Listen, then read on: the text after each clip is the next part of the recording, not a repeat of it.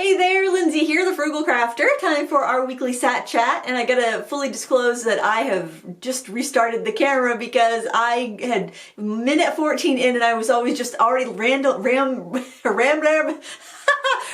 15 seconds this time. I'm gonna keep going. I'm gonna hope for the best. How's your week been? My week's been all right. I don't know where it went. I can't believe it's Friday already. This week has been a very weird week. It's just felt extra pandemic-y, and probably because I've left the house a couple times, which means, mask on, and it just is weird. Still weird. So many months later, I still find it so weird. But my daughters they had no school Wednesday, so generally they're online 3 days a week and they're in the actual school 2 days a week, so like half the kids will go 2 days and the other half will go the other 2 days, so everyone gets some time at school and then the kids at home watch the classes live as they're happening via Zoom. So I'm sure most schools are doing something similar. So anyway, that's how it was, but they had an in-service day. The teachers had a teacher conference day or something, that the kids had the day off, and they wanted to go to a friend's house. Oh, actually no, they wanted to meet their friends at the bowling alley, and I thought, hey, I'll see if my crafty friends want to meet at the craft store for, I don't know, just like retail therapy or just roaming around and looking at stuff therapy, because you always get ideas when you walk around a store with your crafty friends, because you could be looking at stuff you already own and they'll be like, oh, that'd be so cool if I did this or that, or I would use this for this. And then you just leave and you have, even if you didn't spend a dime, which rarely ever happens, but even if you didn't buy anything, you still would feel, don't worry, I'm supporting the crafty economy. You just get some ideas, and it's, nice to connect. So they wanted to go to the bowling alley, and I'm like, well, I sent a message out to my three friends that I've mentioned before, and I asked if they wanted to meet at the craft store, and they did. And then the girls were like, oh, actually, we'd rather go to a friend's house because not everyone can go to the bowling alley at that time because it was still a sports practice, even though it was a no school day. So I'm like, all right. And I've never been to this friend's house of theirs, and we just had a big windstorm. This is why the week is so weird, probably. There was this huge windstorm. We lost power. Luckily we only lost it for an hour, but some areas are still out. And this was back on Wednesday. So there were all these trees down. And so I'm driving in the Willy Wax, which Maine is mostly Willy Wax once you get, further north than like Portland. So I'm following the GPS trying to find this kid's house, and road closed, tree down. So it's like, okay, backtrack, try to find another road that might shoot me in the same direction. And I was so stressed. And the girls have been driving, and my husband's using my van to teach them to drive a lot, and I didn't realize how low the gas tank was. And we're like, because the girls have been driving, I haven't been driving, and looking at the gas tank, and we're on fumes. And I'm like, oh my word, I'm out in the middle of the woods. I don't know where I am. I'm on fumes. I don't know how to get home. And I was so stressed out, and I'm late, which makes me really stressed out because I hate to keep people waiting and hate to be late. And so finally, I found my way out of the woods. Actually, the kid's parent helped kind of guide me which way to go, but I was still very scattered. I have a terrible sense of direction, and I was like, oh no, I just get really stressed out if I'm late. But anyway, so I found my way back to civilization. I met my friends at the craft store, and that was good. But I almost feel like that, set the tone for the rest of my week. I just kind of felt a little out of sorts after that, probably because I don't leave the house enough in the pandemic and all. But yeah, then it's October 1st. That was Thursday. I just put a new prompt up in Critique Club, and it has to do with all the art challenges. There's so many art challenges going on right now. There is Drawtober, which is what I'm loosely basing my month of trying to improve my figure drawing skills on. There's so many. Just search October drawing challenges. There's Inktober, of course. There's probably the most popular one. There's Drawloween. Oh my gosh, there's so many. And there's a lot of people that have come up with alternative challenges this year because they don't want to do Inktober because of the controversy surrounding that. So there's definitely lots of things to pick from it, but it's almost like, you have so many choices and it's overwhelming, and you just get kind of like, I don't know what to pick. I don't want to pick wrong and commit to this thing when I realize I probably should be doing that thing because it's better. I'm really doing my own thing. And so I posted something on Tuesday, and I could show you. I posted on Instagram, and it was kind of one of those things. I wasn't really that happy with it, but I wanted to have something to post. I didn't want to miss the first day, and so I did that. It was actually started off as an ink sketch, and then I wanted to test out some oil pastels. I got some oil pastels where I was out. It's one of the brands that Mungio Soft Gallery Soft Oil Pastels. They private label them for different companies. And so I wanted to try those. There was only a 24 set, but I figured, well, if I like them, I can order them at Jerry's for wicked cheap. I like them. They blend really well with each other, like stick to stick, not so much with your fingers, but they don't stick so bad to the opposite page. But I didn't like this. This was a hot mess. So I figured, well, that's not going to waste anything if I do that. I didn't really like it, but I wanted something to post, and I posted it, and I was like, oh, I shouldn't be posting this. It's not my best work, you know. Just feel like I'm I'm off on the wrong foot already, and and then I started scrolling around and looking at the other, like all the other things that have been posted, because I follow the Inktober hashtag, and I follow the Drawtober hashtag, and I'm seeing these gorgeous, gorgeous, gorgeous illustrations that, I mean, you know, like how do they, the first day, they're starting off so strong, and then it doesn't even occur to me, the prompt lists have been out for a month at least, and people have had time to work on these. So I was really beating myself up today. It's like, why is my work so junk? Everybody else is making this gorgeous stuff, and I enjoyed seeing them. It's not like I was I don't know if jealousy is the wrong thing. I didn't wish them any ill. I appreciated them sharing their beautiful work. It was gorgeous, but I'm beating myself up. And it's like, you know, this is day one and their work is already up here, and my work is like, you know, flopping around a puddle on the ground. Probably because the prompt for Inktober was fish, so everyone's doing these gorgeous, you know, fish illustrations.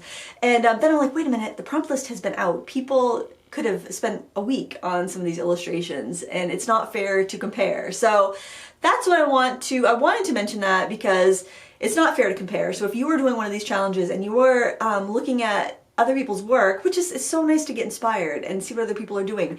Don't compare you don't know how long they've worked on it. You only know how long you've had to work on yours, and don't put yourself with these unrealistic expectations, and don't be hard on yourself if other people's work looks better or yours isn't where you want it to be yet. That's why we do these challenges, so we can get better. So yeah, I was really just bumming, and then I'm like, Lindsay, snap out of it, you know, I need Cher to go, snap out of it, you know, because you just, you know, get in these moods. I get in these moods, people don't think I get in these moods, I totally get in these moods. So, so what I did like, though, I didn't share, but I'll share it here, I love my little warm-up sketches. So I want to get better at drawing figures, and I found that, like, if it's a compact figure, like somebody sitting and meditating, or somebody scrunched up, I'm all right at those, because I can, like, when I'm drawing a flower, I can find one shape to encompass everything, and I find that easy. Drawing from imagination, I find poses like that easy. But to like do any standing or long pose, like my legs are always running off the edge. I could barely fit the people on the sketchbook, so I'm like, I need a bigger sketchbook. You know, it's like Jaws, we're gonna need a bigger boat. Lindsay, you're gonna need a bigger sketchbook. That's all there is to it. So that's what I did in today's drawing challenge. Well, I'm really not happy with this one either, but I'm gonna share it all, like warts and all, because if we only share our most beautiful work, then, you know, I know there's gonna be people that, you know, they're starting out, they're like, I wish, you know, and if I'm like crabbing on my work, people are gonna be like, well, I wish my work looked that good, you know, I guess there's no hope for me because my work doesn't look as good as that, and she's complaining about it. So I don't want to be like that. I don't want to put out that negativity, but I think showing your not best work is good too, because then other artists can see that not everything is a winner. You have some duds, just like everyone, you know. That's what a sketchbook's for, to like make the bad pancakes, warm up, get that stuff out of your system, and then hopefully you can work on something that's a little bit stronger. I think I might start posting my warm-up sketches like on Instagram, so like the final piece will be the first picture, and then you can swipe and see the warm-up ones, just to kind of get a little perspective. I think that might be helpful for beginners. Not that I'm like, you know, end all be all, clearly not, because I'm trying to improve. You know, if I knew it all, I wouldn't need to improve, but I want to improve, and I'm trying to improve. So so this was today's sketch. Again, a long pose, I find those very difficult. I like how her legs turned out, but I was trying to figure out a dress to make, and I'm like, oh, a halter would be cute, because she looked like she was kind of grooving and dancing, so I made her hair swirly, and I did a little halter style dress, and it's all right. It's not where I want to be, because I'm not where I want to be. I've got growth to happen. I have growth I want to happen, and this is a step on the journey. So hopefully day 31 will be pretty awesome. I really enjoyed what I did last year, and it's funny because when I started off, when I was doing the hands challenge, I don't have that sketchbook here because most of those that I did from Inktober last year are actually in some finished sketchbooks. I finished a few off because, you know, I work on so many at once that I'll have a bunch of them that get finished up at once. The first ones I did, I thought they were really great when I was doing them, and then like at the end of the month, I'm like, oh, those were quite off. You know, because hands, you might not even notice that our hands are kind of off. Like people, I'll be looking at sketchbook tours and they're like, oh, those hands aren't good, or that person's leg is too long, or that doesn't look right, and they're seeing the minutia. But like I'll glance, I'm like, that looks good to me, you know. So it's like kind of like the more you know, the more you know that you don't know. It's what do they call it? The Dunning-Kruger effect. When you're a beginner, it's why beginners think they're better. They have. I don't want this to sound offensive, because it's not. It's people that are experts at things estimate their level of expertise lower than people that are beginners at things that estimate their expertise higher. Because when you're a beginner at something, you don't know what you don't know yet. But when you're an expert at something, you know all that you don't know. You know, like all the different levels above where you are, and that's what you see and that's what you focus on. But when you're a beginner, I think all those levels above you are quite abstract. You only really see the next couple levels, and so you know, you're very enthusiastic, and you assume your skill level is a little bit higher because you don't know what you don't know. Does that make sense? It's called the Dunning-Kruger effect. If you want to look it up, I'm sure there's a TED talk on it or something that you can check out. But yeah, so I'm trying to get better at figure drawing. I like to sketch like people. I like to sketch animals, but mostly I tend to work on still life. That's like when I'm painting, I tend to go for still life. But I do like sketching people. I used to go to figure drawing groups weekly before I had kids, and now there's just, I found one a couple summers ago, but like when I found it never had another meeting. I think it only had a couple before. Maybe it couldn't get enough people to come. But I was so bummed. I was so happy to find it, and it was so great to be drawing from a live model. But then it like disbanded shortly after.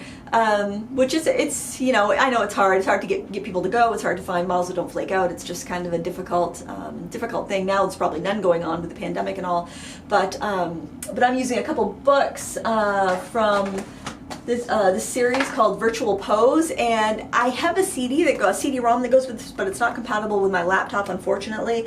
But the neat thing was that you could turn the model 360 degrees, so there'd be a bunch of different poses. There's actually, I have 1 and 2, and there's a few more in the series, and they also have some clothed versions. Like they have a teen and kids version, and that's obviously all clothed. And there are some, I think, for schools like that are the adult models that are clothed.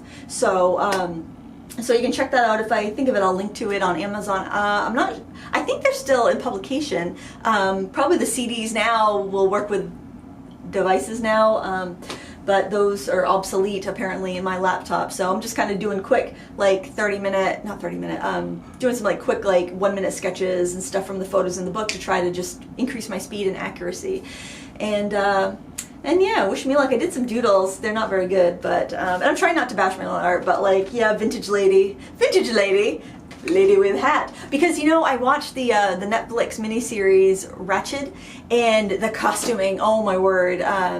The woman that plays Nurse Ratched, Sarah Paulson, well, she's just stunning anyway, but her costuming, the hats and the outfits, oh, she's just gorgeous. And it's a beautifully filmed series. It's a little rough. It's a little you know, it's a horror series, so it's a little rough, but I was just very inspired by the costuming. I thought, oh, I'd love to do something like that. So I draw the hat lady. I was testing out my materials, and I figured, well, I might as well just use my sketchbook to test out my materials, because I've got more sketchbooks than any reasonable person needs. So there's no point in testing it out on scrap paper when I could actually, you know, if it turns into something, it's actually on decent paper. So I was testing out some inks and whatnot, and I just threw all the ones I thought I would use on a regular basis in here. And I've got a bunch of colored acrylic paint pens. Actually, they're getting kind of low, but that's good, because I think using up supplies is good, because then you know that, okay, that's something that's worth getting again or refilling. It, you know, I feel like a sense of accomplishment when I use something up. But I've gotten a few of these guys in those art subscription boxes, the Smart Art boxes, these little ink-filled brush, like water brushes. And I was playing with those. Sketching with these is really fun and freeing, because you've got kind of a clumsy or big nib. You can like do a swoosh that represents like a whole arm, so you don't have to fuss and fidget with the like details like fingers and toes. You can just kind of whoosh, whoosh, whoosh, especially for those 30-second poses, just really just get some art out. And then I find doing more detailed stuff with a colored ink, I really like that because it's just very, it's just different. So you don't fuss so much because you just gotta, it's almost like something that gets you out of that routine, gets you out of that cycle.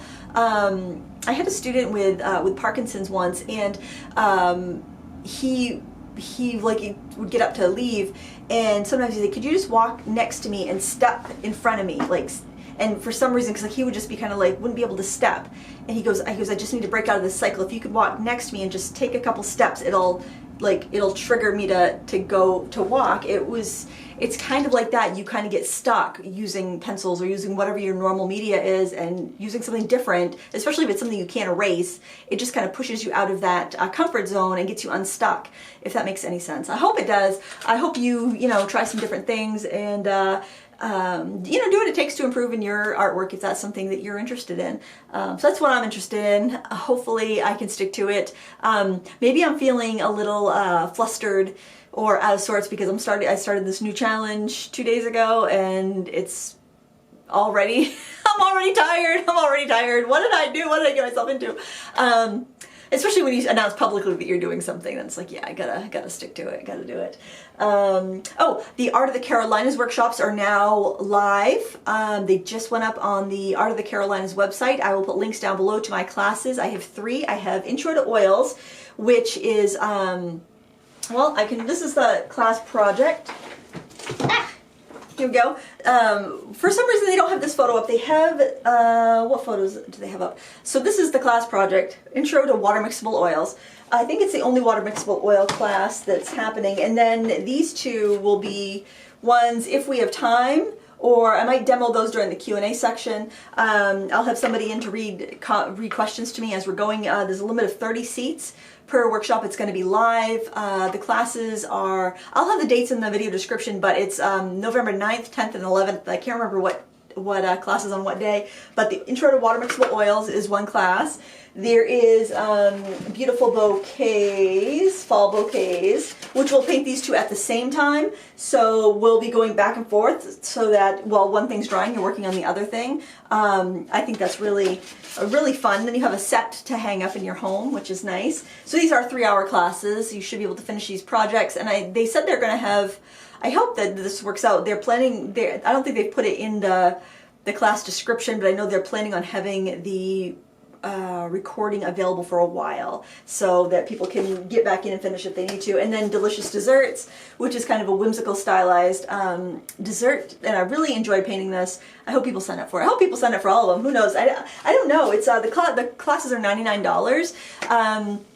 So I don't know, that's kind of expensive for like what my normal courses over Teachable are $79. So we'll see. It's interesting. It's live, so that's going to be kind of fun. It's just kind of like, I think I've been really suffering with imposter syndrome this week because, as I'm looking at the other instructors, and I'm thinking, well, are they going to want to take a class from me when they've got these other fancy, renowned artists teaching? Why would they take my class when they could take a class from Sterling Edwards or, one of these other famous artists?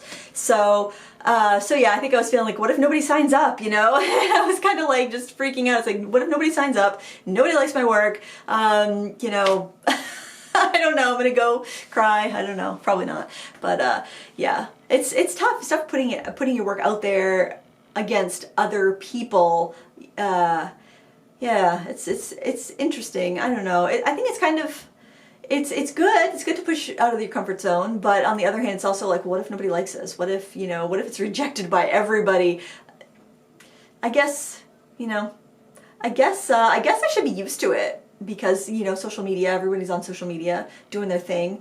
And I've been on YouTube for 10 years, so I should definitely be used to criticism and, people not liking my stuff because, hey, that's win some, you lose some. You're not everybody's cup of tea, and that's fine. But yeah, I think that's part of it too. It's like knowing that's live, that class has gone live now, and now it's like, is anyone going to buy it? Are they going to, because they're supposed to promote it as well. They haven't promoted them yet, I don't think, but I don't know. And then I saw that, and the Art of the Carolinas is done through Jerry's Artorama, that they're somehow affiliated. I don't know if they're the same if they're owned by the same company or if they're just affiliated. Generally, they would have a big trade show, or I guess consumer trade show in, so I guess it wouldn't be a trade show. It's like a big conference that they would have every November, and you could go and take classes, and there would be like a big hall that you could shop from. There'd be demos and all that stuff. So, I mean, if people like my class, maybe they'll have me down there to actually teach in person when the pandemic's over. That might be fun. Have to get out of my little little fear of traveling bubble. I mean, I don't know. I guess it's getting there, the logistics that kind of freak me out. But probably by then I'll be ready. I'll be like, yeah, just anywhere. Let me go. I'll be ready to go anywhere. And is there anything else? I think that's pretty much it. I'll link to those classes. Is there anything else I wanted to mention? I can give you a little preview of some of a tutorial that's coming out next week on Wednesday, Watercolor Wednesday. It's actually going to be watercolor, pen and ink, metallic watercolor. But so these were really fun. I don't know if I can catch the light so you can see the metallic, but it's a sunflower. It's got pen and ink. The watercolor was done, then the pen and ink, and then some metallic. I think it was just really fun. I think it's kind of pretty. It was just a warm-up piece. I didn't even know if I was actually going to use that in the video, but I ended up doing that. And then this one I really liked because, oh, by the way, you know, this was from imagination. It was just a warm-up. I had this jar here sitting in front of me, and so I drew that right in with a pen. So that's something else I'm trying to do, is jump right in with a pen and not fuss with a pencil or erasable colored pencil. Just jump right in there with a pen. You know, make it just real from the thing, just concrete from the get-go. So here I was sketching right in with a pen, and symmetrical things can kind of like be difficult for me. And then I just went with heavier lines as I figured out where I was going to go, and then I made just kind of a floofy flower, floofy rose, and I really like how that came out. That was kind of fun. And so I'm just be showing a bunch of pen and ink and watercolor techniques with metallic watercolors. And this, I was walking, doing my morning walk with the dog, and I saw I like the rock. I saw this rock at the end of a driveway. I thought that is really cool. And then I thought, oh, a really fun lesson would be how to draw a scene from your imagination and how to draw in pen and ink by starting with things closer to you, kind of like rubber stamping. Start with things closer to you and then work back and back and back. To build your scene like that, so you don't have overlapping pen lines where you don't want it. And then I also use the metallic, which I think metallics are fun because, like, in the fall you get that kind of like glitziness, like all the holidays that are in, like, you got Halloween, Thanksgiving, Christmas, New Year's. Those are all holidays where you can add a little glitz and sparkle and whimsy and stuff. So I think that's really fun. So that's coming up next Wednesday. Yeah, I don't really have anything else to talk about. And I've been talking for 23 minutes about nothing, right? That's par for the course. Yeah, I guess I don't really have too much going on this week. I hope that you're working. I don't know what I hope. I hope the pandemic is done. I hope that wraps up anytime now. I don't think it's going to. I think yeah, I'm feeling extra flustered today. I